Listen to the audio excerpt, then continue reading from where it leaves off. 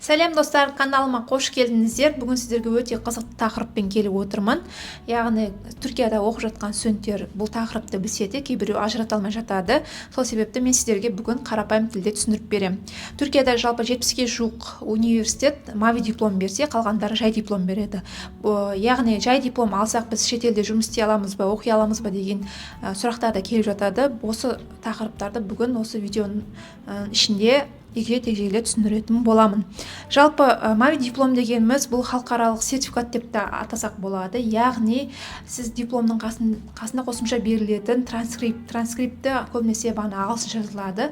И сіз Европаға, ақш-қа баратын болсаңыз, ол документті ешқандай апостиль жасатпай бірдестен универге болмаса жұмысқа тапсырсаңыз болады. Бірақ сонда да ол универдің болмаса жұмысқа тұратын кезде ол компанияның шартына қарай жұмыс істейтін боласыз. Ал жай диплом алатын болсаңыз, ол жерде де сізге негізі транскрипт, диплом барлығы беріледі ағылшын тілінде, бірақ сіз оны Түркияда апостиль жасап нострификация жасау керек боласыз. Мысалы, сіз егер Қазақстанға қайтатын болсаңыз, жай диплом алсаңыз да, мави диплом алсаңыз да, сіз осы Түркияда апостиль жасатып, одан кейін барып Қазақстанға барып нострификация жасау керек боласыз. Нострификация дегеніміз сіздің дипломыңызды заңдастыру болып табылады сол мемлекетте.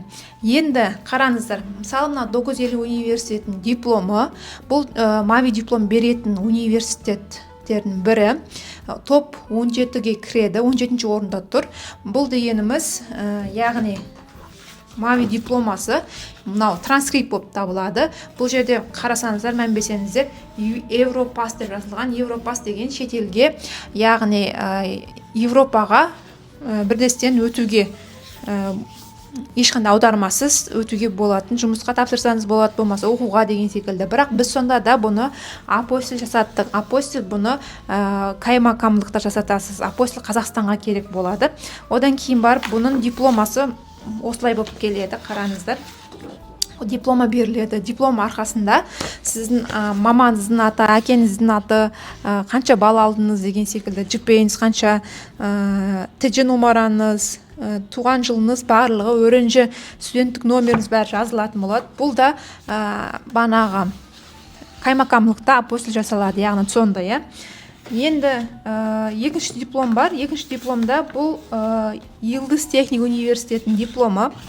Йылдыз техник университеті топ 13-ке кіреді, 13-ші орында. Бұл 1911 жылдан бері жұмыс істеп келе жатқан университет, өте білім сапасы жақсы универлердің қатарында. Бұның өкінішке орай мави дипломға кірмейді. Бұл деген сөзіміз, бұл международный дипломға жатпайды деген сөз емес. Бұл да бағанағы 950 университет секілді бірдей бағанағы қосымша беріледі. Саплемент, диплома саплемент деп аталады. Қараңыздар, транскрипт. Бұның ішінде де барлығы ағылшынша жазылған, қандай сабақтар болды, қанша GPA алынды деген секілді. Осындай транскрипті бар ішінде. Оған бөлек мынандай диплом беріледі. Бұған ешқандай апостиль жасатылмаған. Енді бұған каймакамлыққа барып апостиль жасату керек, чтобы Қазақстанға барып осы дипломмен жұмыс істей алу үшін. Болмаса Европаға баратын болсаңыз, осы дипломды тоже апостиль жасатып, ол жақта переводын сұрайтын болса, переводымен барып өткізесіздер. Енді бұл жерде көрдіңіздер ме, біреуі 1982 жылы құрылған болса, бұл Йылдыз техник университеті 1911 жылы құрылған. Яғни бұл жерде айтқым келгені, екеуі де диплом международный болып саналады. Екеуіне де апостиль жасату керек болады Қазақстан үшін. Сол себепті бұл жерде мави диплома аламын, сол универге ғана түсемін деген мнение кейбіреуге соған тақалып қалады, оған тақалудың қажеті жоқ. Себебі сіз қай универде оқысаңыз да, екеуінде апостиль жасатып, оны нострификация жасау керек боласыз Қазақстан үшін.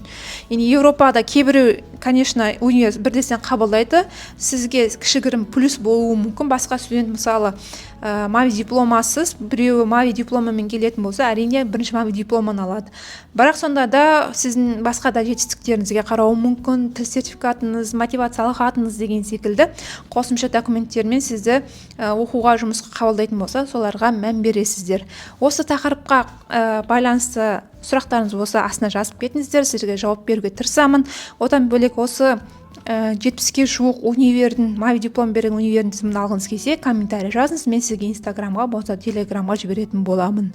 Ақпарат пайдалы болды деп ойлаймын. Егер пайдалы болса, лайк басыңыздар, комментарий жазыңыздар. Келесі видеода көріскенше. Бай-бай.